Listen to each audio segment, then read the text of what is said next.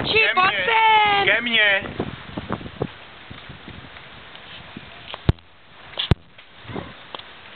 Výborně, teďko jde krásně.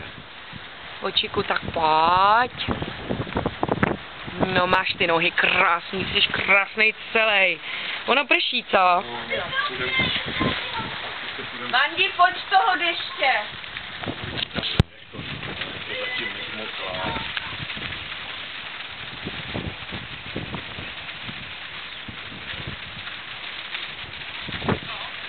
No.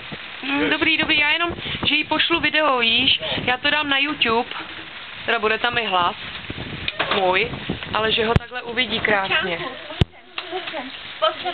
Tak ať se proběhne klidně. Hele, Milenko. No.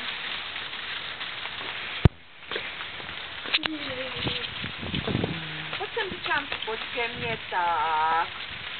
Tak, no, to se do To nevadí, to jí bude stačit.